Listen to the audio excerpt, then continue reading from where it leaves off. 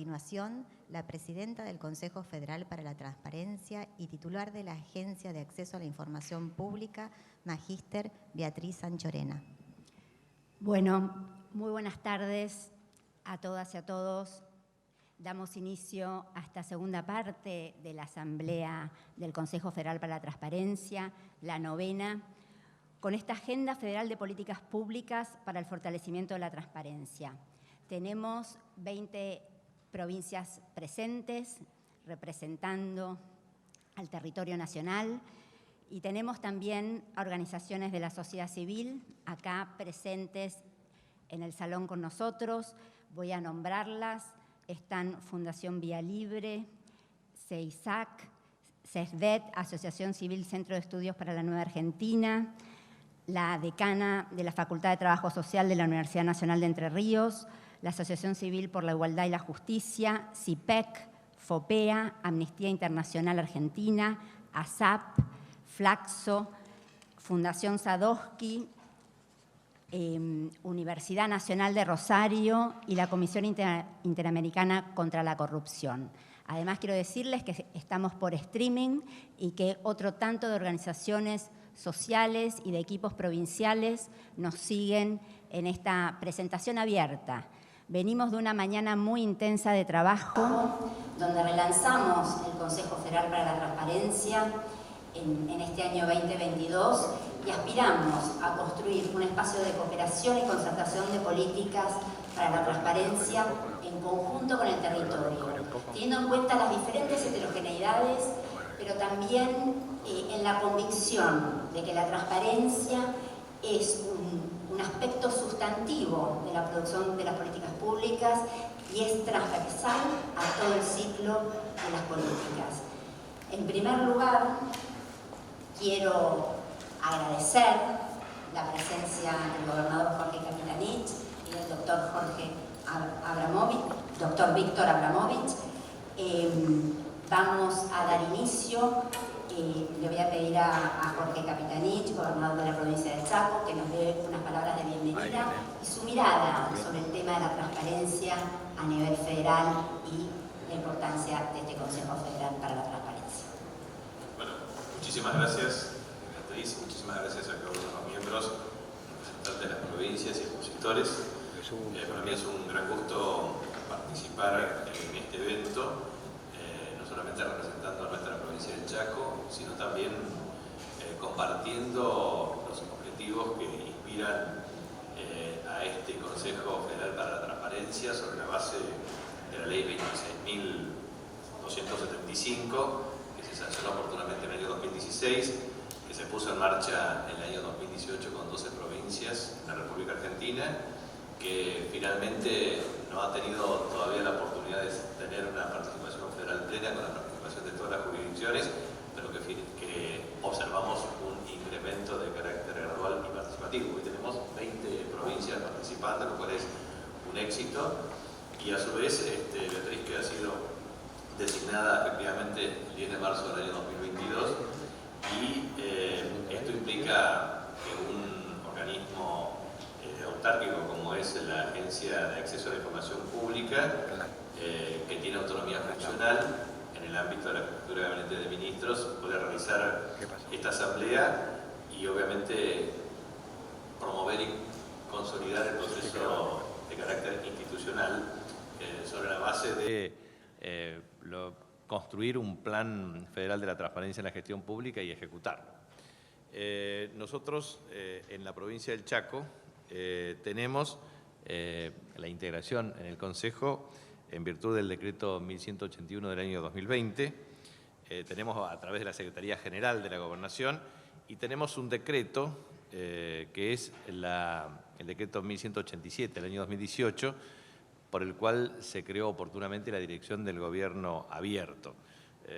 Por varias razones, digamos, y tiene a través de la Subsecretaría de Modernización las siguientes competencias. Primero, garantiza el funcionamiento de espacios de atención al ciudadano, facilitando el acceso a la información y la gestión de trámites y consultas. También habilitar y administrar un centro de denuncias que realice una valoración rápida de los casos con el fin de derivarlos al área que corresponda.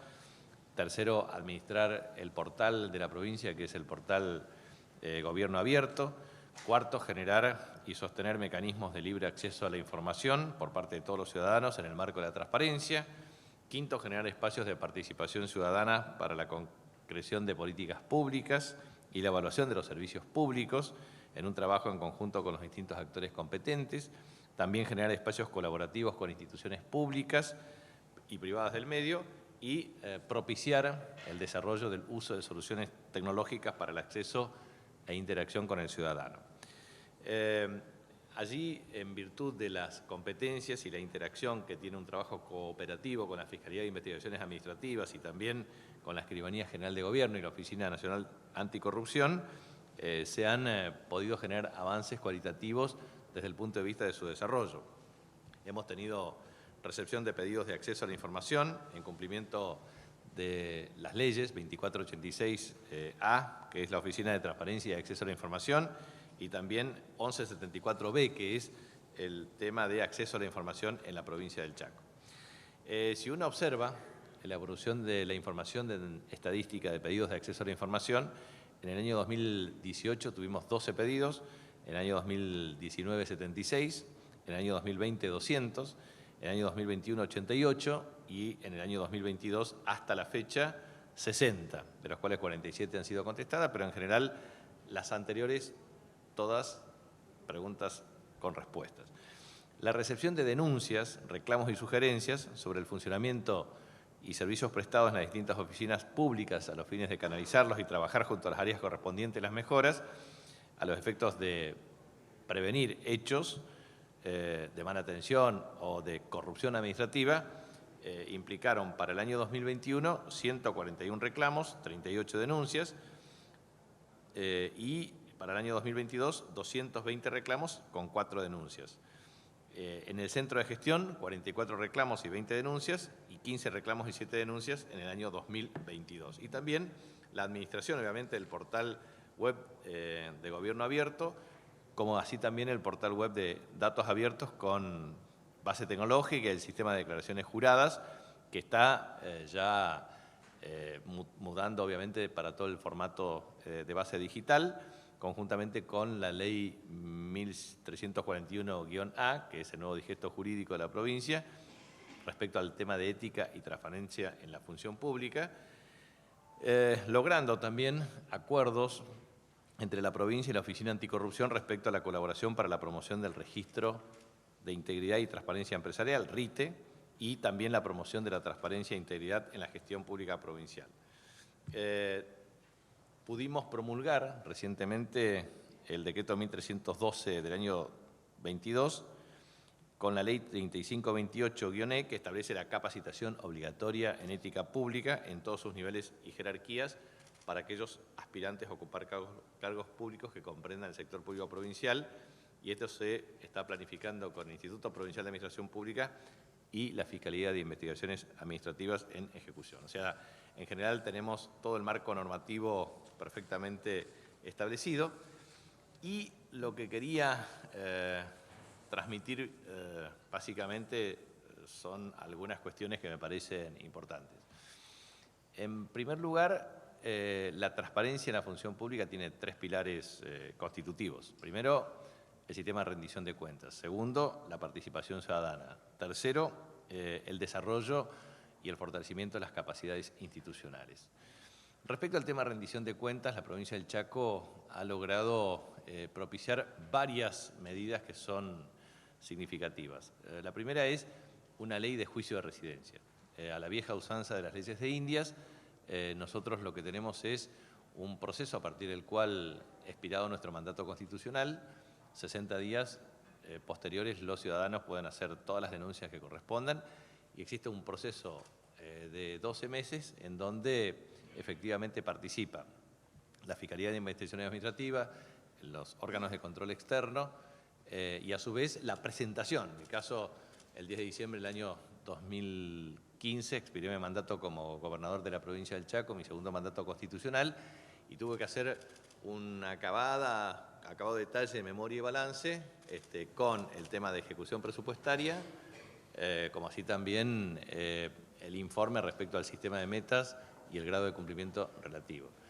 La provincia está organizada con un sistema de planificación a través del método de Carlos Matus de planificación estratégica situacional. Tiene un plan que se denomina Chaco 2030.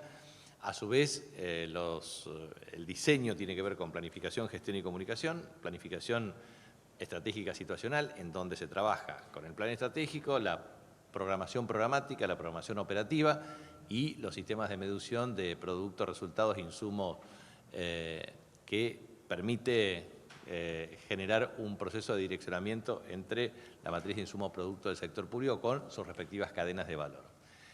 En ese contexto, la gestión, que es el segundo componente, tiene una articulación entre el sistema de administración financiera y de control de gestión conjuntamente con el sistema de metas. Allí tuvimos una asistencia del Programa de Naciones Unidas para el Desarrollo con el objeto de establecer el sistema de ponderación de las metas físicas y financieras. Entonces, la Administración Financiera y el Control de Gestión con el sistema de metas está articulado con la planificación y a su vez tiene un módulo de comunicación sobre la base de índices de oportunidad y razonabilidad de la comunicación de las políticas públicas.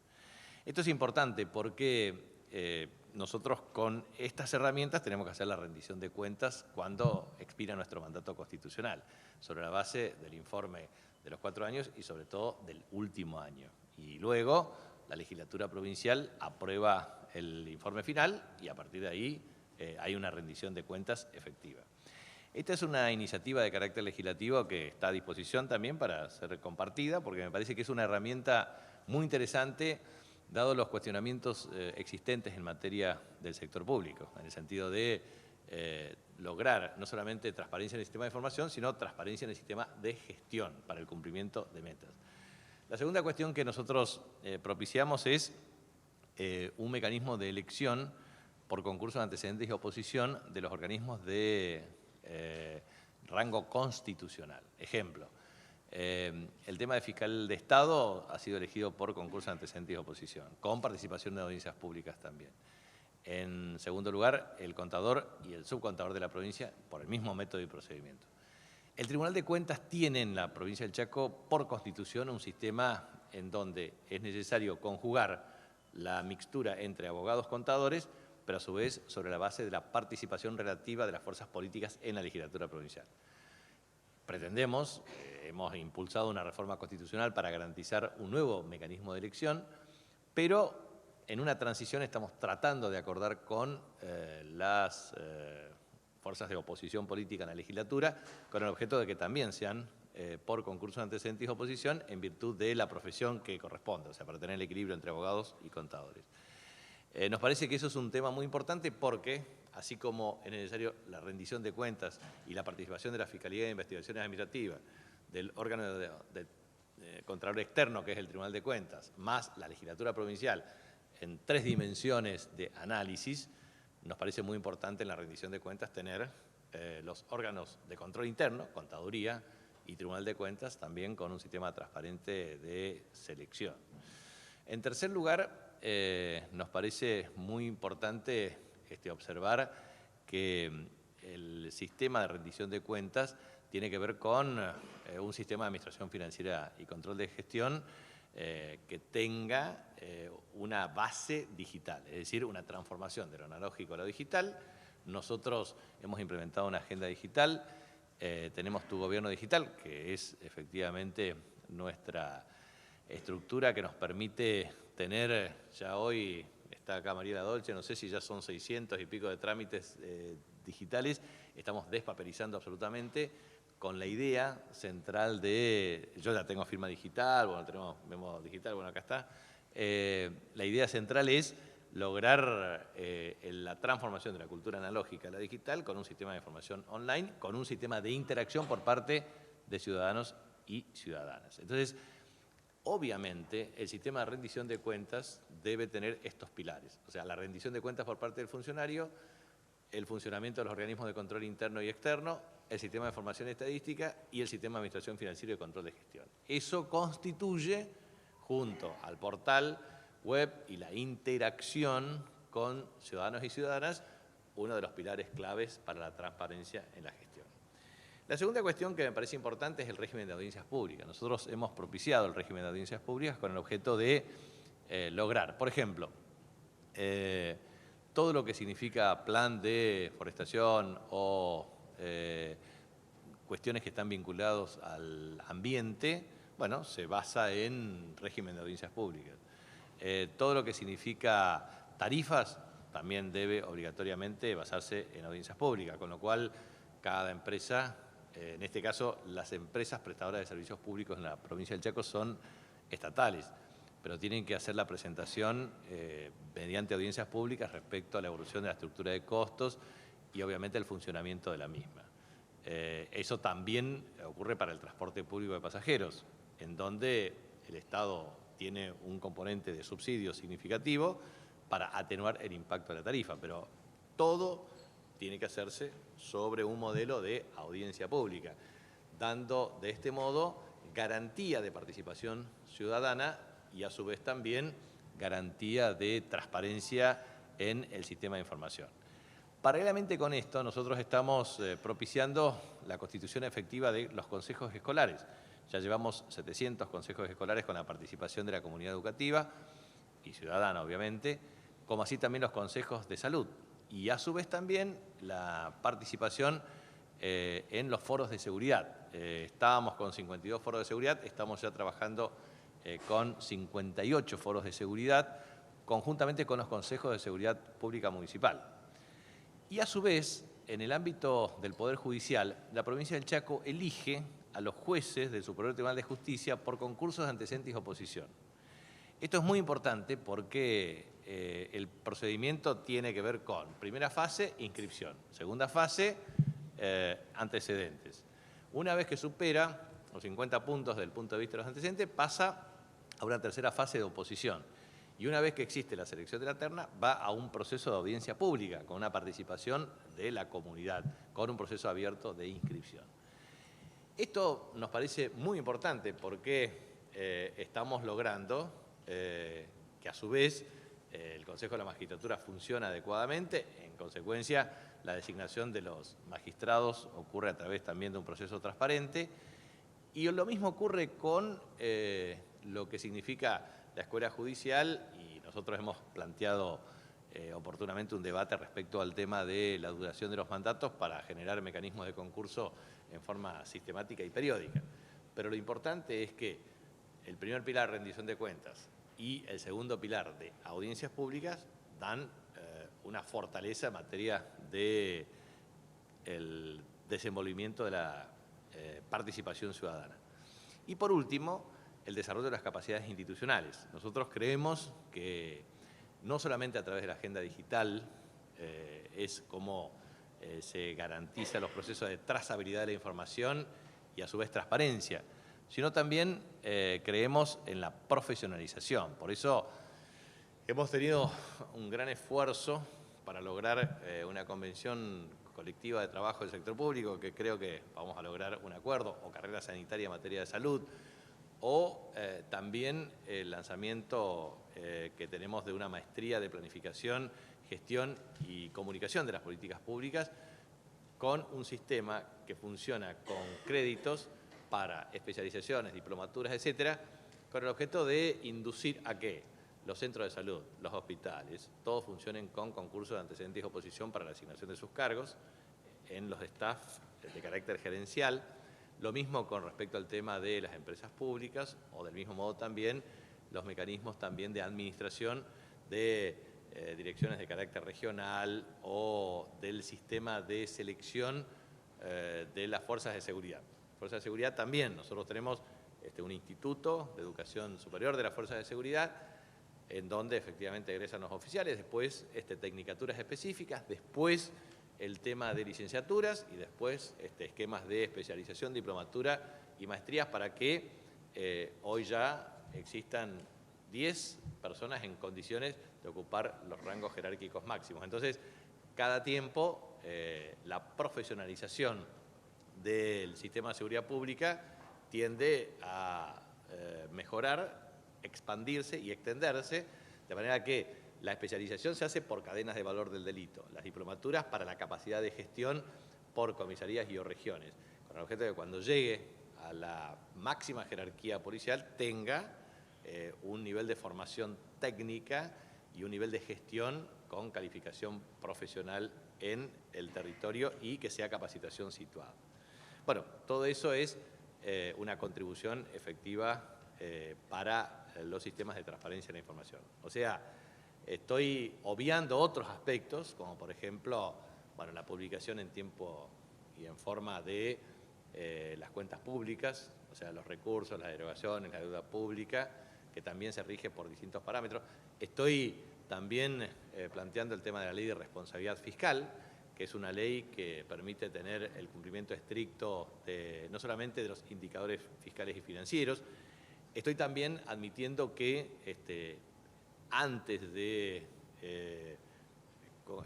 ocupar el cargo, planteamos la exigencia de declaración jurada impositiva, declaración jurada patrimonial, certificado de buenas conductas y obviamente también un estudio respecto al tema de consumos o adicciones problemáticas que efectivamente daban una ponderación inicial para el ejercicio de la aptitud en el cargo. Es decir, antecedentes, pero también sistemas de valoración y ponderación respecto al tema de los grados de ocupación en los espacios públicos correspondientes. O sea, no solamente tener la idoneidad intelectual requerida, sino también la idoneidad moral requerida acreditada. Bueno, todo eso hace a promover efectivamente políticas públicas que tiendan a lograr un sistema de información para la toma de decisiones y mejorar sustancialmente los mecanismos de selección y obviamente de profesionalización de la gestión. También, y para finalizar, lo que quisiera transmitir es que en el desarrollo de las capacidades institucionales es muy necesario e imprescindible lograr un buen sistema de formación estadística. En la República Argentina, muchas veces sobre la base de estadísticas falsas, hacemos un problema ideológico y una discusión banal. Y me parece que es muy importante tener parámetros que nos permitan tener un sistema de información estadística para la toma de decisiones. Eso significa fortaleza, significa utilizar la tecnología, significa utilizar un enfoque de carácter multidimensional en sociedades tan heterogéneas y complejas como las sociedades modernas. Y ahí me refiero a un tema, por ejemplo, no solamente la situación fiscal, que es mucho más fácil, sino indicadores denominados sensibles en materia de salud, seguridad, justicia, etcétera, para que sean equivalentes, que sean homogéneos, que sean comparables. Por ejemplo, ninguna provincia argentina puede tener un cálculo de Producto Bruto Geográfico como el valor monetario de todos los bienes y servicios que se producen anualmente con el mismo método, porque cuando uno suma los productos brutos geográficos dispersos de la provincia da mucho más que el de la nación, por ejemplo. O la ponderación respecto a las tasas de desempleo, que no es lo mismo medir 31 conglomerados urbanos que técnicas muestrales que se aplican y que efectivamente se distorsionan de una manera alevosa y discutimos sobre indicadores que no funcionan. Lo mismo que el tema pobreza, seguimos midiendo pobreza con los mismos indicadores vetustos cuando en realidad no hay un enfoque unidimensional de la pobreza, sino multidimensional de la pobreza.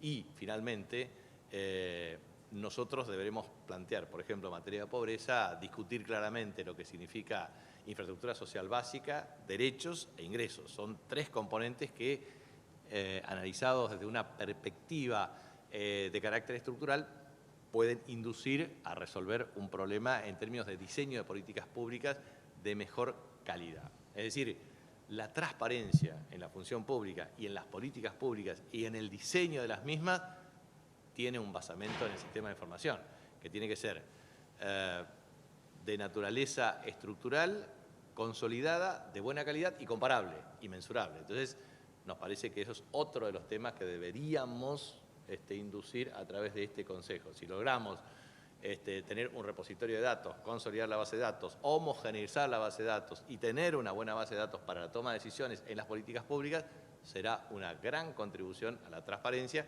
porque eso puede permitir tener indicadores sensibles que sean susceptibles de publicación y de monitoreo permanente a través de este Consejo o de instancias, inclusive con la participación de todos los gobernadores de las provincias argentinas junto al presidente de la República, en lo que podría denominarse un pacto para buena información para el desarrollo. Y me parece que todos estos elementos podrían ser claves. Bueno, el sistema de información estadística para toma de decisiones, transparencia en la base de datos, repositorios de datos para tomar decisiones correctas, rendición de cuentas a través del juicio de residencia y, por supuesto, mecanismos de participación que promueven un empoderamiento ciudadano para el ejercicio de las políticas públicas. Muchas gracias y gracias a ustedes.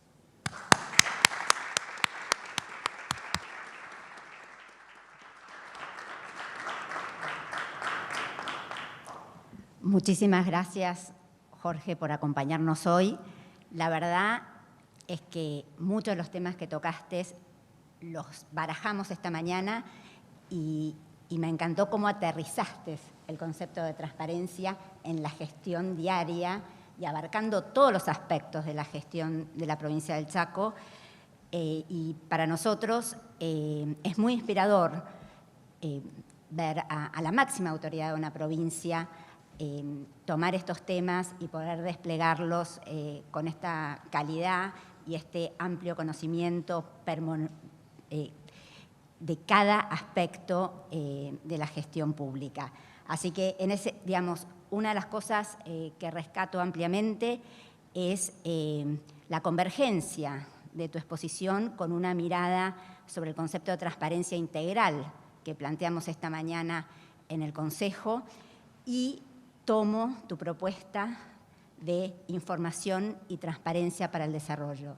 Me parece que tener esos datos, esa línea de base concreta para poder tomar decisiones estratégicas es fundamental. Sabemos que diseñar políticas públicas es bien complejo y si no contamos con datos y evidencias concretas, esa complejidad se incrementa, ¿no?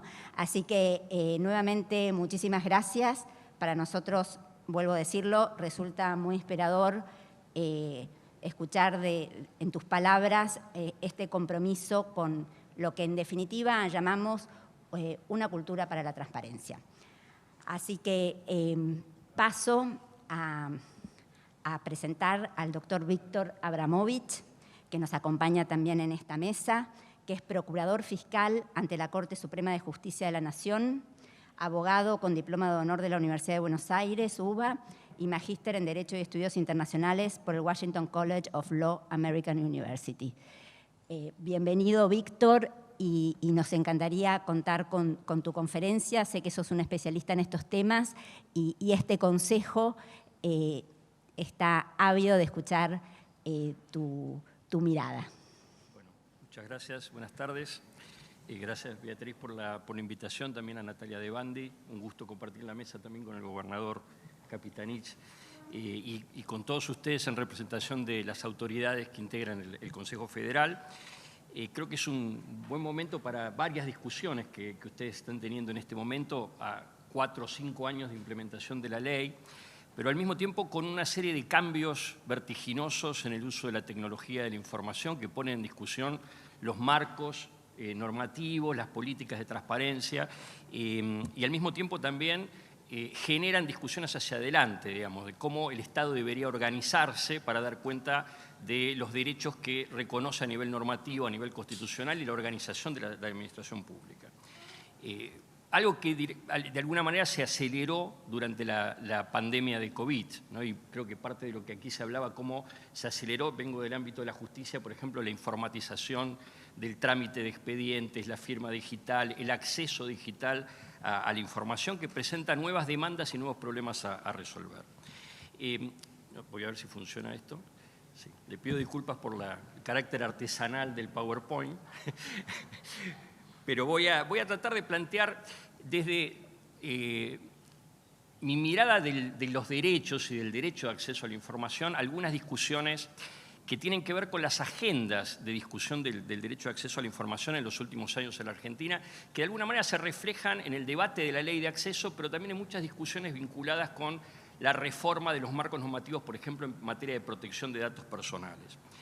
Yo señalo, hay 3 grandes agendas que confluyen en la discusión sobre el derecho de acceso a la información, pero que al mismo tiempo también muestran tensiones, ¿no? Agendas que marcan en cada una de ellas temas que son prioritarios, perspectivas, también una constelación de actores con sus propios intereses y que de alguna manera creo que tienen que ser tenidas en cuenta al momento de discutir la temática del derecho de acceso a la información, máxime cuando tanto la agencia como este Consejo Federal abarca muchas de estas tres áreas o temáticas generales.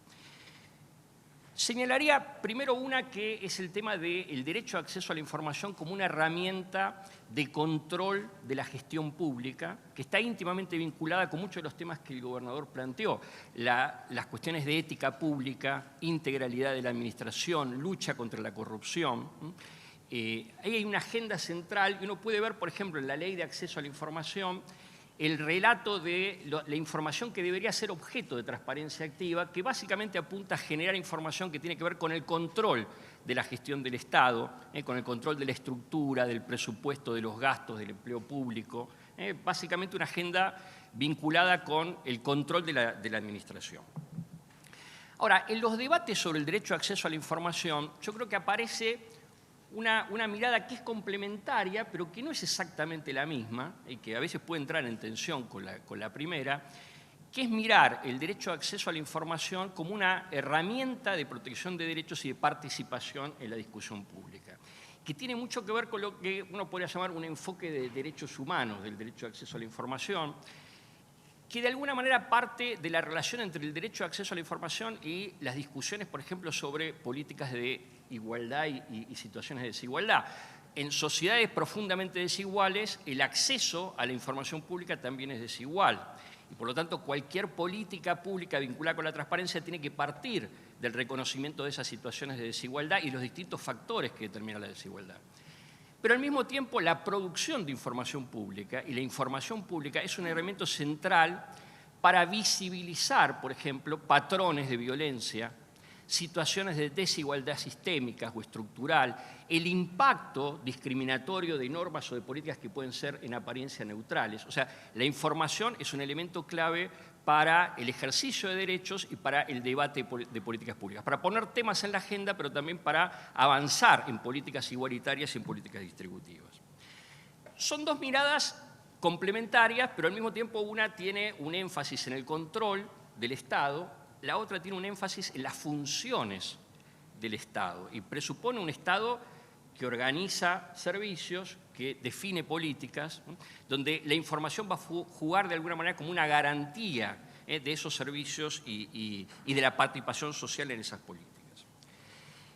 Yo marcaría una tercera agenda que también tiene puntos de convergencia, pero puntos de divergencia con estas dos, que tiene que ver con la autonomía informativa y la protección de datos personales. La agencia coordina ambas cuestiones, pero claramente ahí hay una perspectiva de temáticas distintas que tienen que ver con la protección de la autonomía informativa, pero con muchos temas que vamos a ver en el desarrollo en los últimos años que generan debates en el campo de la política pública y en el campo del derecho. El manejo de grandes volúmenes de información, la seguridad e integralidad de las bases de datos, la circulación de información al interior del Estado, que favorece la nueva tecnología, pero también la circulación de información a nivel nacional y transnacional, y las reglas locales y globales que rigen esa circulación de información, y entre otras cuestiones también los sistemas de vigilancia global, que pasan a ser un eje central de las políticas de seguridad públicas, con el aspecto invasivo que tienen en términos de la recolección de datos, por ejemplo, biométricos e imágenes sin consentimiento de los titulares de la información. Entonces, plantearía esas tres agendas que son complementarias, pero al mismo tiempo marcan tensiones. Pensemos, la protección de datos personales funciona como una excepción al acceso a la información pública. Pero al mismo tiempo la Ley de Protección de Datos Personales establece deberes de información y uno puede usar el acceso a la información para tener control y supervisar y fiscalizar las políticas vinculadas con el registro o la fiscalización de archivos o de ficheros públicos que pueden tener información personal. O sea, las agendas pueden ser convergentes y pueden al mismo tiempo tener conflictos y presentar conflictos y tensiones. Voy muy brevemente a referirme puntear algunas cuestiones muy básicas en estas tres agendas sobre discusiones de derechos y de derechos constitucionales que están en juego, digamos, en este marco. Yo diría que si miramos el proceso previo a la sanción de la Ley de Acceso a la Información en el año 2016, en pocos países de la región, como ocurrió en la Argentina, el debate del derecho de acceso estuvo tan vinculado como aquí a la cuestión de los tratados de derechos humanos y el derecho internacional de los derechos humanos. Aún antes de la sanción de la ley, cuando estaba en vigencia el decreto que funcionaba en la esfera del Poder Ejecutivo Nacional, hubo varios casos paradigmáticos ante los sistemas judiciales donde los tribunales, en particular la Corte Suprema, basándose en normas de tratados de derechos humanos que se habían incorporado a la Constitución en el año 94, fue definiendo la Corte y los tribunales nacionales el alcance de un derecho autónomo de acceso a la información pública, derivado del artículo 13 de la Convención Americana y del principio, como aquí se señalaba, de publicidad de los actos de gobierno y el principio de representación inherente a una democracia representativa. La Corte fue fijando quiénes pueden reclamar información, los tribunales fueron aclarando eso, qué tipo de información se puede reclamar, cuáles deberían ser los sujetos obligados, y al mismo tiempo fijando ciertas pautas o principios interpretativos que luego se volcaron en el alcance de la ley. Pero ¿por qué me parece importante recuperar ese proceso? Porque todas estas pautas se fueron fijando como interpretación directa de las normas constitucionales y por lo tanto cualquier aplicación que hagamos hoy de la normativa nacional, pero también de la normativa provincial en materia de acceso a la información, debería ser consistente, digamos, con los principios y pautas constitucionales que se fueron definiendo en ese proceso. O sea, lo que fue la definición de un derecho a acceso a la información hoy funciona como un marco de interpretación de la normativa nacional y de la normativa local en esta materia. Serían muchas las cuestiones para abordar, pero yo creo que hay un elemento que me parece que es esencial como parte del núcleo de protección del derecho de acceso a la información, que es el principio de máxima divulgación, que es un principio establecido en la ley, pero recogido de desarrollos de la Corte Interamericana de Derechos Humanos, de la Comisión Interamericana de Derechos Humanos. La idea de que toda la información en poder del Estado, bajo control del Estado, que tiene que ver con las funciones estatales y con los recursos del Estado, se presume pública y debe ser accesible. Y cualquier excepción a esta regla debe ser establecida expresamente y es de interpretación restrictiva. O sea, se invierte lo que durante muchos años fue una cultura de la opacidad o del secreto para ir hacia una cultura, como señalaba Beatriz, de la transparencia, recogida en ese principio de máxima divulgación. Esto implica que cualquier restricción del derecho de acceso a la información tiene que ser establecido por ley, tiene que estar bien definido en el ámbito de la ley, y no basta que haya una causal vinculada a la restricción, sino que hay que acreditar en las circunstancias particulares que revelar la información puede afectar significativamente el interés que intenta protegerse por la vía de la reserva. O sea, la restricción tiene que estar cuidadosamente calibrada para no restringir excesivamente el derecho de acceso a la información pública. Este principio atraviesa gran parte de la conflictividad vinculada con la implementación de la ley y las normas de restricción, tanto en la esfera administrativa como en la esfera judicial. Y es central porque no solo tiene base normativa, sino que, como dije, tiene base constitucional y, por lo tanto, rige también la interpretación de la normativa local y provincial. El segundo principio que aparece en la ley de acceso a la información pública, pero que también surge de la interpretación de las normas constitucionales y de los tratados de derechos humanos, es el principio de transparencia activa, ¿no? Hoy sé que estuvieron hablando y discutiendo sobre qué significa y cómo implementar en la práctica el principio de transparencia activa. Pero la idea que está detrás es que el derecho de acceso a la información no obliga solo al Estado a no impedir el acceso o a dar respuesta a las demandas que recibe sobre el acceso a la información, sino que implica un deber positivo, un mandato de acción positiva para facilitar el acceso a información y para poner a disposición información de interés público.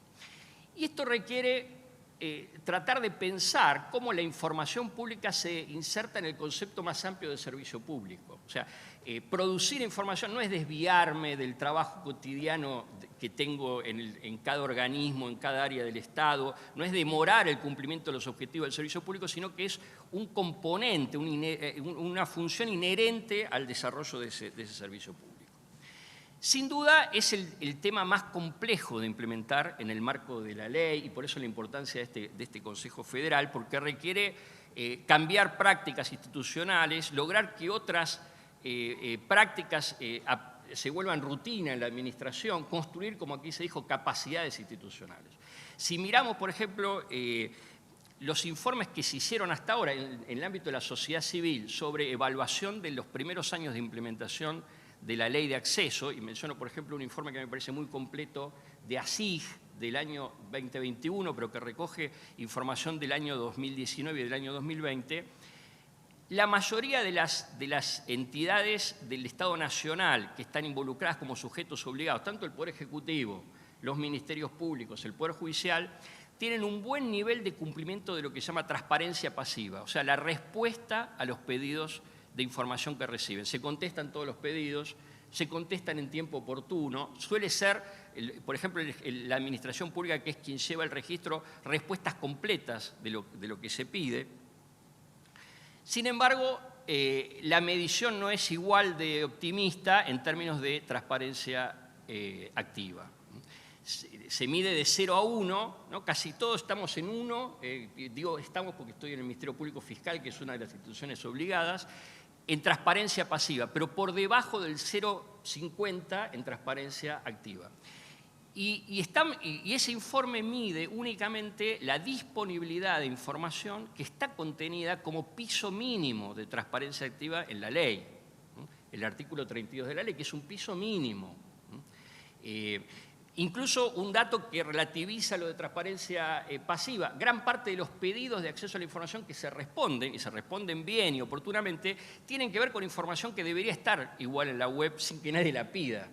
Entonces, también ahí hay un trabajo, digamos, pendiente a nivel de la Administración Pública Nacional vinculado con el cumplimiento de ese mandato de transparencia activa. Y digo, estamos hablando de un piso mínimo, porque desde la perspectiva de la normativa, por ejemplo, internacional de derechos humanos, la expectativa vinculada con la acción de transparencia activa es mayor. O sea, no se espera solo que el Estado produzca información sobre estructuras, salarios, empleo público, ¿no? Que son los elementos que aparecen como piso mínimo en la ley, sino que el principio de transparencia activa espera que el Estado produzca información sobre asuntos públicos relevantes en las áreas que gestiona. Y eso tiene mucho que ver con la información como herramienta para el ejercicio de derechos, la producción de información como herramienta para el ejercicio de derechos, que era esta segunda mirada sobre el derecho de acceso a la información. Este tema, digamos, se puede abordar de distintas dimensiones, pero es muy interesante ver cómo en los últimos 20 años, en el ámbito del derecho internacional de derechos humanos, cada vez más se proyecta sobre el Estado deberes no solo de permitir el acceso, sino de producción de información, que están vinculados con garantizar el ejercicio de derechos en situaciones de desigualdad estructural. Estamos en la sala de pueblos originarios. Bueno, el convenio 169 de la OIT sobre pueblos indígenas tiene varias normas que obligan al Estado a generar mecanismos de producción de información y de consulta en materia de derechos colectivos de pueblos indígenas. La Convención de Belén do Pará de violencia de género tiene un artículo específico sobre producción de información estadística y nuestra Ley de Protección Integral de Violencia de Género incorpora eso a través del registro de casos de feminicidio y de violencia de género. La Convención, que es el último tratado de derechos humanos aprobado en la OEA, que es la Convención de Personas Mayores, tiene dos artículos específicos sobre deberes de producción de información como presupuesto para definir políticas de garantía de derechos.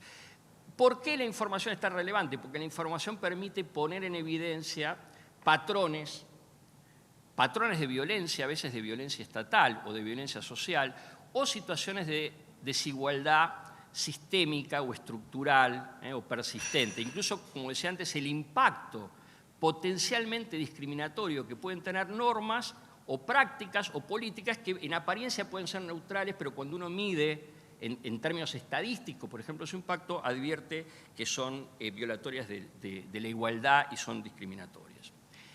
El otro elemento que aparece también con fuerza en el ámbito de los mecanismos internacionales de protección de derechos humanos es la vinculación de la producción de información con los servicios públicos del Estado, algo que el gobernador planteó también. O sea, la producción de información como un componente propio de los servicios públicos sociales del Estado, en materia de salud, en materia de educación, en materia de infraestructura, en materia de derecho a la seguridad social.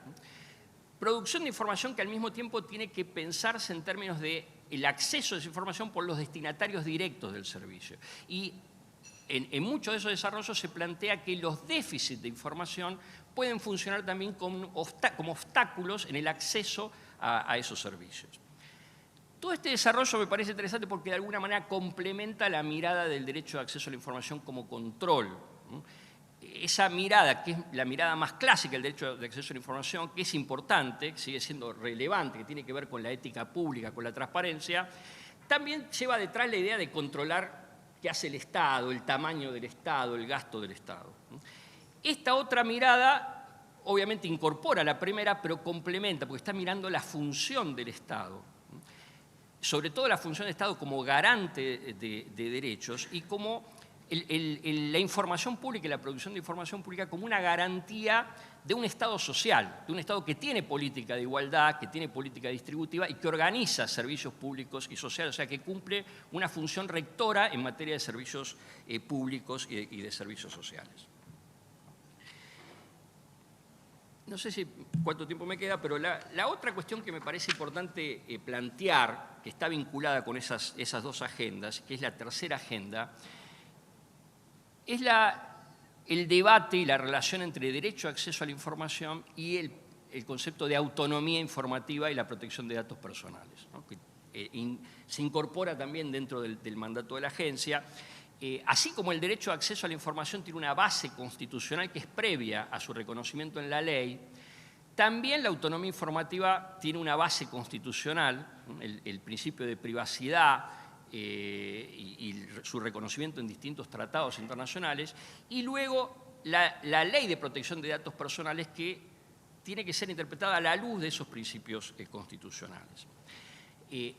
¿Cuál es la idea del principio de autonomía informativa? Bueno, básicamente el derecho que tiene una persona o la expectativa legítima de que la información personal no va a ser utilizada sin su consentimiento, ni por el Estado ni por particulares. Y por lo tanto, ese es un derecho que implica un cierto control sobre el uso y la publicidad de información personal, donde un elemento central del concepto de autonomía informativa es la exactitud de la información. La propia Constitución, en el artículo 43, permite una acción que se llama habeas data para corregir datos inexactos o actualizarlos o incluso suprimirlos.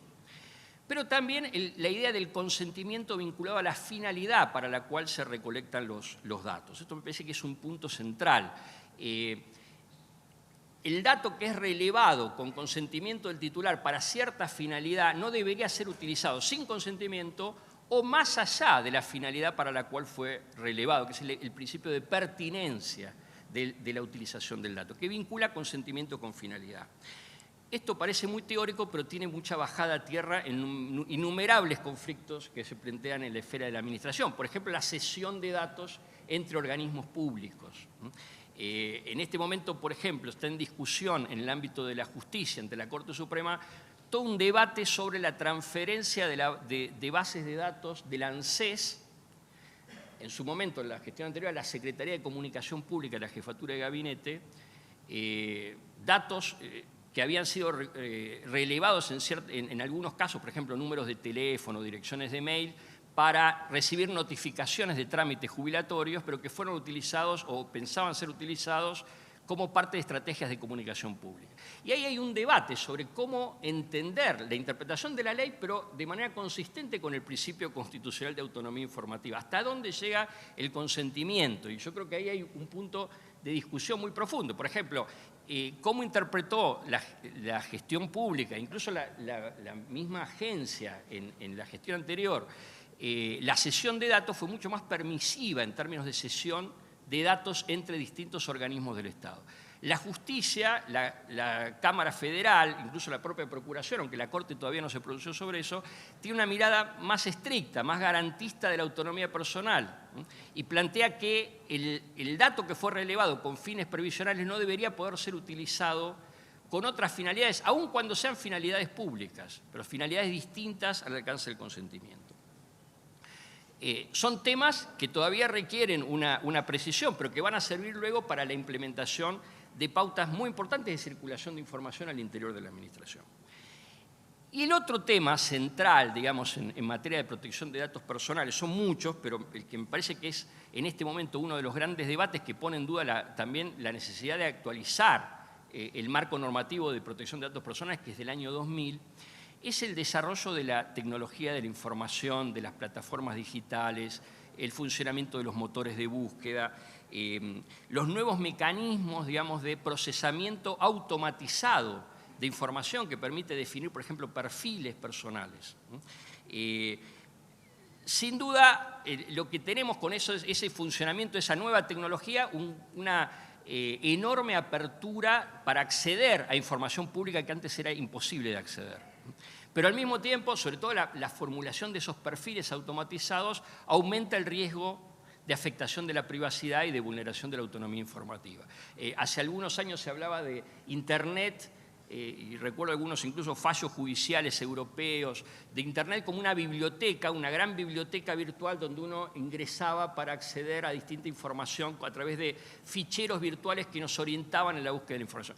Claramente una visión muy estática del manejo de los datos en Internet. Hoy yo diría Internet más que una biblioteca es una sumatoria de grandes hermanos, ¿no?, que vigilan, que procesan información que no necesariamente en los marcos normativos está definida como información sensible. Ya la diferencia entre dato personal sensible y dato personal se pierde porque esos perfiles podrían generar, digamos, resultados de búsqueda o perfilamiento en función de información que no necesariamente es sensible. Pensemos todo lo que uno pone en Facebook, los datos de los amigos, los contactos, la posibilidad de localización del trayecto, los consumos culturales y cómo a partir de eso se pueden construir procesos de perfiles personales. Entonces, todo eso genera un debate donde todavía no tenemos ni marcos normativos adecuados, ni tampoco suficientes desarrollos a nivel institucional como para poder enfrentar esa discusión adecuadamente. Simplemente, para completarles, algunos temas vinculados a Internet y datos personales que están en discusión en este momento a nivel de la justicia nacional, pero que tienen también su rebote en la esfera de la agencia, de la administración.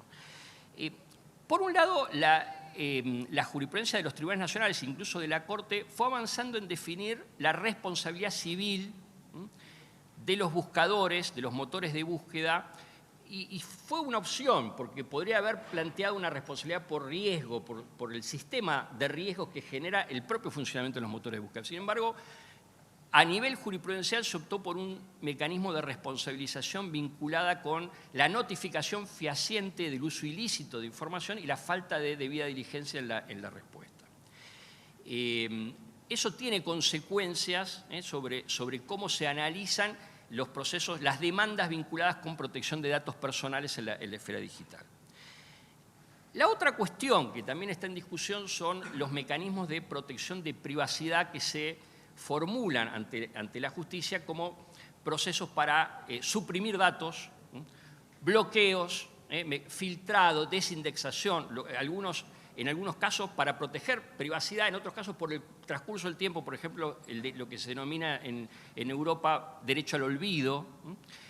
Hay todo un desarrollo también novedoso de casos donde también los tribunales actúan sin marco normativo adecuado.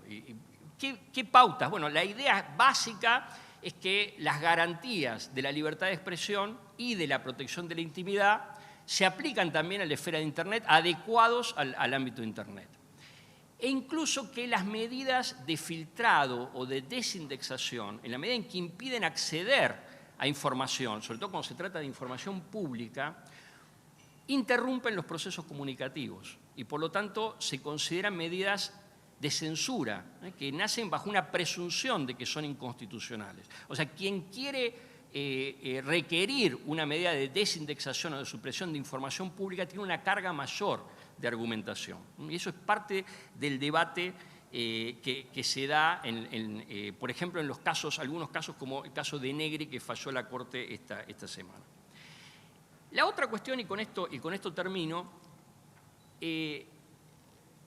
existe un debate sobre si la ley de protección de datos personales es aplicable a los motores de búsqueda y a las plataformas digitales. Claramente no son los ficheros, las bases de datos que se tuvieron en cuenta cuando se pensó la ley o el Veraz, ¿no?, en el año 2000, pero al mismo tiempo son instancias que realizan tratamiento automatizado de datos.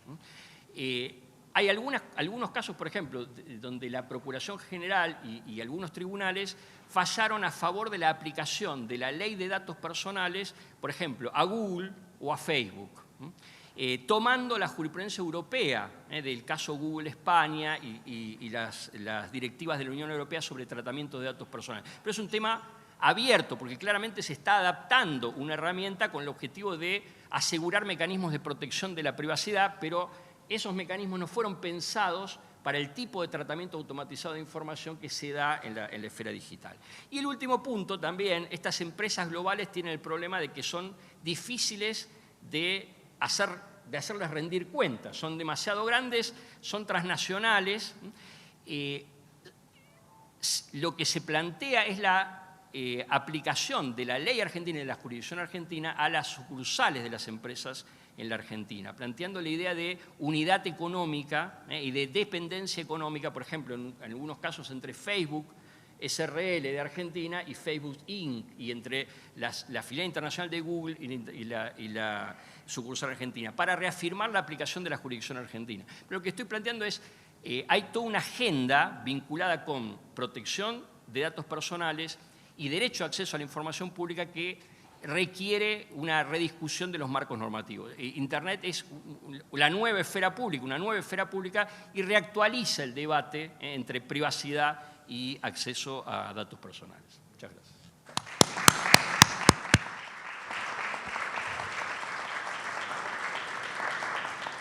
Muchas gracias, Víctor.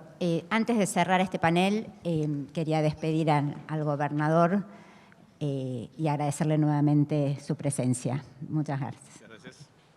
Muy bien. Muchas gracias.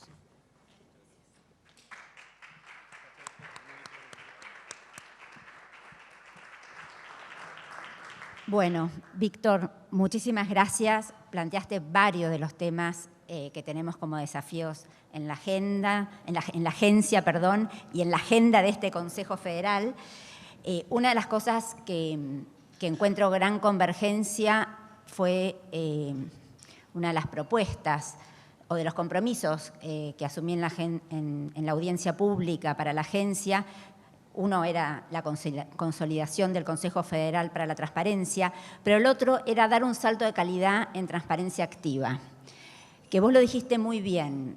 El artículo 32 de la Ley de Acceso plantea un piso mínimo y vinculado al control, yo siempre digo a la administración de los recursos, pero lo que tiene que transparentar el Estado en las diferentes provincias o el Estado en sus 3 niveles de gobierno también tiene que ver con las políticas públicas, es decir, qué hace el Estado, cómo lo hace, con qué resultados y cuáles son sus impactos o las transformaciones sociales de esas políticas. Entonces, ¿cómo cumplimos con el artículo 32? Y nos parece muy importante, porque además el presupuesto nos da mucha información.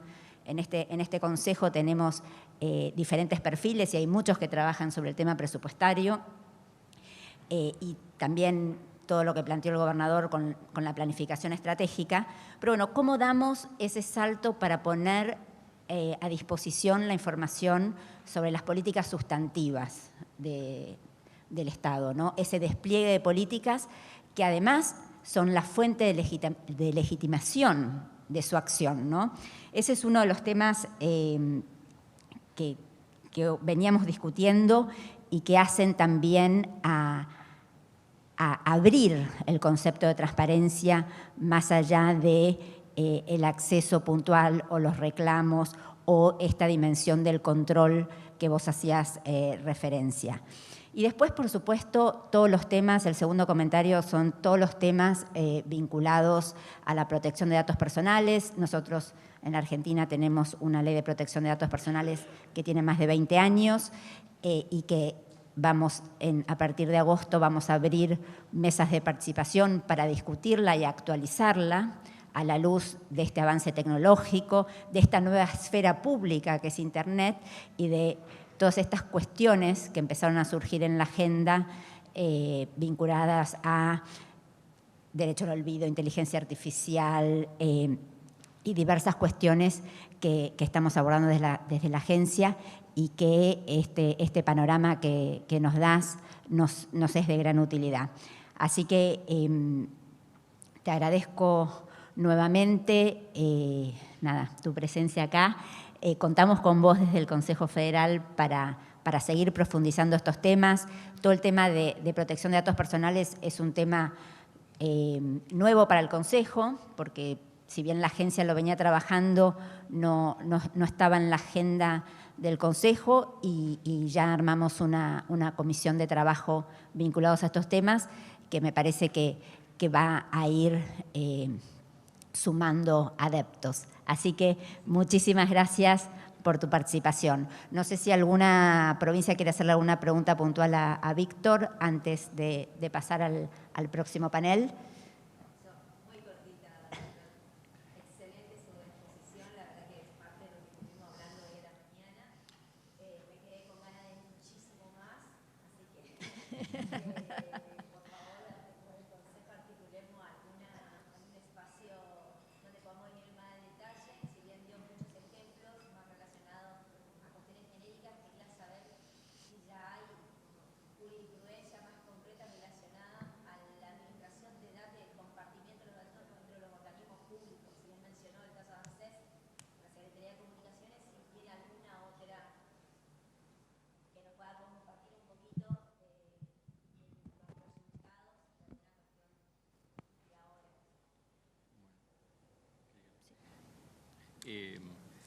Si quieren puedo revisar y después informarles si hay más presente, pero yo creo que ahí el debate tiene que ver con algunas cuestiones de interpretación de la ley que hay que reconocer que tiene cierta ambigüedad la ley de acceso, porque permite la cesión de datos entre organismos públicos para el cumplimiento de las funciones estatales, pero al mismo tiempo establece una regla muy básica de que la cesión de información sin consentimiento resulta ilícita. Entonces, esa regla general no puede ser interpretada por fuera, digamos, cuando se interpreta el alcance de la cesión no se puede pensar por fuera de la regla básica de consentimiento, porque si no cualquier finalidad pública justificaría la circulación de información personal sin consentimiento. Entonces, ahí hay como dos interpretaciones que están en juego, me parece. Lo que se plantea, la interpretación que hasta ahora veo a nivel por lo menos de la justicia contencioso administrativa, la propia procuración, es limitar ese concepto de cesión sin consentimiento a los datos, a la información, lo que se llama información nominativa, que son los datos que aparecen en el propio artículo 5, ¿no? El nombre, DNI, fecha de nacimiento, ocupación y domicilio. Pero fuera de eso, requerir consentimiento o pertinencia. Quiere decir, si se prestó consentimiento para cierta finalidad, que el uso de esa información no vaya por una finalidad opuesta o distinta de aquella para la cual se prestó el consentimiento. En este caso en particular, esos elementos están presentes, además de algunos aspectos que son muy puntuales. Por ejemplo, el convenio de transferencia no contaba con una descripción clara de la finalidad de uso de los datos. Se decía que los datos iban a ser utilizados para que la Secretaría de Comunicación pudiera estratificar la comunicación en función de objetivos de localización federal, pero no se explicaba muy bien por qué esa información era relevante para esa finalidad y en qué medida el consentimiento en este caso se había prestado exclusivamente para notificaciones de trámites previsionales. Entonces, claramente había elementos que hacían que, por lo menos en mi opinión, que el caso no estuviera bien sostenido de parte de... Pero hay un dictamen de la agencia, hay discusiones que se dan y todavía la Corte no definió la interpretación. Entonces me parece que va a ser un caso importante para mirar la circulación de información al interior de la propia estructura del Estado, ¿no? Bien. Una pregunta más. Sí, solamente cerrar con una reflexión.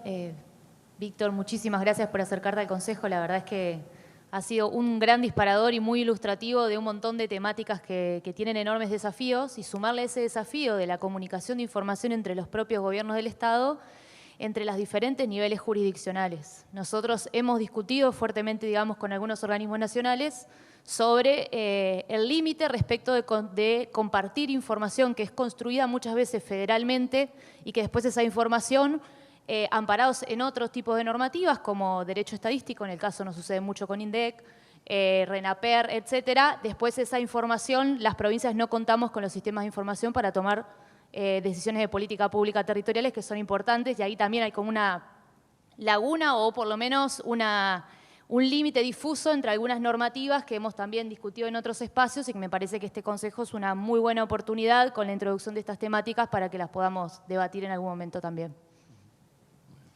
Muchísimas gracias, Lucrecia.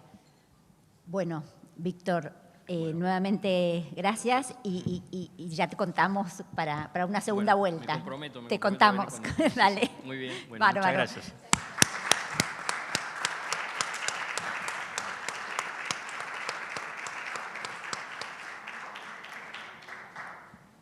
Bueno, yo quiero invitar primero a Lucrecia Escandón como vicepresidenta para que me acompañe en este panel, a Rita Grandinetti de la Universidad Nacional de Rosario, a Fernando Schapatnik de la Fundación Sadowski y a Ángel Bruno, presidente de la Comisión de Seguimiento del Cumplimiento de la Convención Interamericana contra la Corrupción.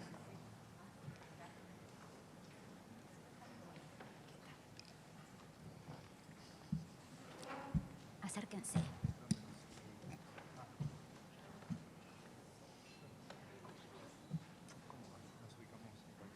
Sí.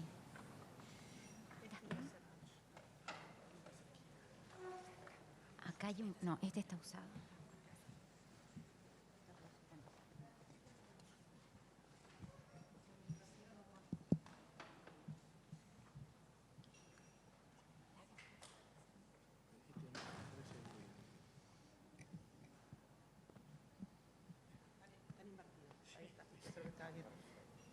¿Estamos bien? Bueno, les recuerdo, estamos en streaming. Igual esto queda grabado para el que lo quiera ver en su momento. Contamos con presencia de 20 provincias en esta 9ª Asamblea del Consejo Federal para la Transparencia, y pensamos esta tarde de la Asamblea para contar con la participación tanto de referentes académicos como de referentes de organizaciones de la sociedad civil. Sabemos que un componente esencial del concepto de transparencia es la participación ciudadana, y queremos profundizar esa senda, y en este sentido hoy planteamos este panel para la discusión. Plantearemos otros y otras instancias a partir del plan de trabajo que aprobamos durante la mañana, que contiene seminarios regionales y otras actividades para que puedan participar todas las organizaciones de la sociedad civil interesadas en la temática o que tienen que ver con la incidencia de políticas públicas y la transparencia. Así que, yendo a este panel, quiero, en primer lugar, es un panel que se denomina Avances y Desafíos de las Políticas Públicas para la Transparencia. Invito a la doctora Rita María Grandinetti, directora de Polilab, Laboratorio de Innovación en Políticas Públicas de la Universidad Nacional de Rosario, doctora en Innovación y Desarrollo Territorial de la Universidad Politécnica de Valencia. Rita, todo tuyo. Muchas gracias, muchísimas gracias, Beatriz, por la invitación y la verdad que es un gusto participar. Hasta recién estuve escuchando muy atenta y muy movilizada. Como decía Beatriz, vengo del campo académico, formo parte de Polilab. Polilab es un espacio de investigación, experimentación y búsqueda de formas de transformación y mejora de las políticas locales.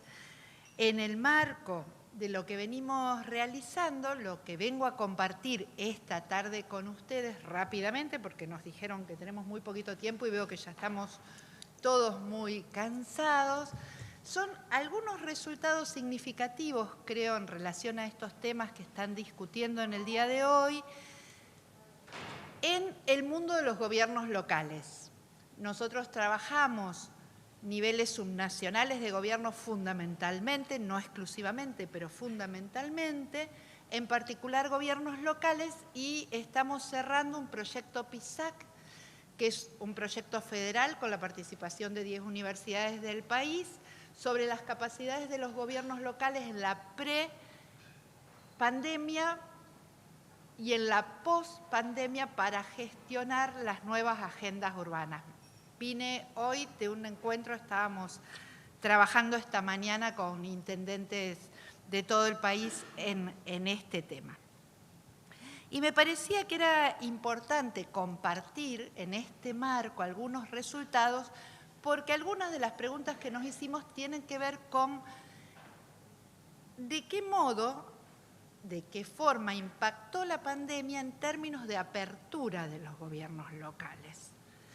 En este sentido, hay distintos trabajos que se están haciendo en el mundo. Se parte de una hipótesis donde se dice que la pandemia, al acelerar, transformar todo esto que conocemos, muchos procesos de innovación en los gobiernos locales, en los gobiernos, generaron modos de apertura que hasta ese momento no eran tan conocidos, y quisimos ver qué pasaba en nuestro contexto. Dicho esto, les cuento pequeños resultados o algunos resultados. Estuvimos viendo qué pasaba con la agenda de los gobiernos locales en la prepandemia. Y vimos, en principio, que los temas que tienen que ver con mejorar sus propias capacidades, esto que hablaba el doctor Abramovich recién, cómo mejoramos la capacidad, no solo la norma, cómo hacemos que la norma, lo que hablaba el gobernador, cómo hacemos que la norma atraviese la gestión. En los municipios prepandemia no era un tema de los más relevantes de la agenda. Claramente tenemos como temas de la agenda los temas de las políticas sociales, las políticas económicas, los urbanísticos, y el tema de gestión aparece en cuarto lugar, bastante atrás. Y también vimos que la mayoría de los municipios venían desarrollando innovaciones ya en su gestión, si bien no era el tema más fuerte, pero que de los 70 y pico de municipios que desarrollaban innovaciones, o de las innovaciones que se desarrollaban, la gran mayoría no se correspondían con iniciativas de apertura del gobierno. Eran innovaciones de un tenor más tradicional, generación de algún área nueva, generación de nueva normativa, generación de tal o cual servicio. No aparecían, y en esto estuvimos buscando particularmente, plataformas y canales de atención al vecino, instancias de participación, apertura de datos, acciones de transparencia pasiva y transparencia activa. Esos campos eran los menos mencionados. ¿Y qué pasó en la pandemia? Acá tenemos un cuadro a la izquierda, un gráfico, donde vemos qué pasó entre la pre y la post-pandemia. Ustedes van a ver las barras, la barra que está de color naranja es la prepandemia, la barra verdecita es la post-pandemia.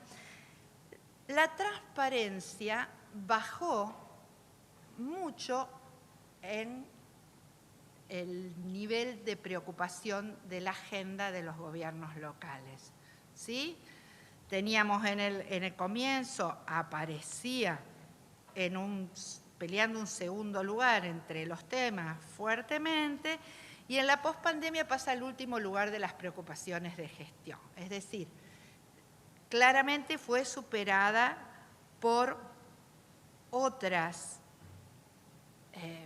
preocupaciones, otros temas. Sí se incrementó la digitalización, sí ahí hay un peso fuerte puesto durante la pandemia que todos conocemos, y sí aparecen ahí, que va muy en línea con lo que veníamos escuchando, posibilidades para trabajar en un futuro. ¿Por qué digo posibilidades para trabajar en un futuro? Y este es el dato que me parecía muy interesante para ver. Los municipios que venían trabajando, que son muy pocos, pero hay en la prepandemia, con ciencia de datos, cuando decimos ciencias de datos, decimos una cantidad de herramientas que tienen que ver desde la Big Data, la inteligencia artificial, robótica, digo, hay una cantidad de dispositivos que venían ya trabajando en algunas de estas cosas, grandes datos y datos abiertos, durante la pandemia forman parte de estos que desarrollaron iniciativas de apertura de gobierno. Lo que pudimos empezar a ver es alguna tendencia entre municipios que trabajan con algunas tecnologías más disruptivas, que van de la mano de esta idea de transparencia activa, en una apuesta por profundizar esa apertura. Parecería que es un camino que en la medida que se va abriendo, se continúa y se tiende a profundizar. De hecho, la mayoría de iniciativas de apertura las encontramos en estos municipios. Y para cerrar, porque no quiero extenderme mucho más, nos parece que identificar estos elementos en campos tan diversos como son los municipios da pie para pensar políticas multidimensionales que sean, a su vez, que tengan las diversidades necesarias para atender ese mundo tan heterogéneo, pero a su vez focos específicos en distintos campos de acción. Uno puede en el campo político, en el campo ciudadano, en el campo técnico, que permitan fortalecer recursos, que permitan fortalecer capacidades. No les comparto más, el estudio es mucho más grande, pero quería ponerlo a discusión porque me parece que son elementos que contribuyen en el sentido de profundizar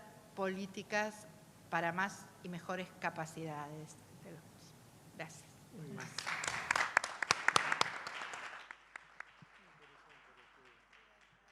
Rita, nos gustaría contar con el estudio cuando lo tengas, no sé si cuando ya esté listo para poder circularlo. Sé que debe ser un estudio, bueno, es un PISAC, sé que participaron varios organismos y me parece súper interesante. El tema municipal seguramente es parte de una agenda federal y nada, contar con datos y, Tal cual. digamos, y saber, digamos, tener los estados de situación claros es fundamental para definir cómo seguimos, ¿no?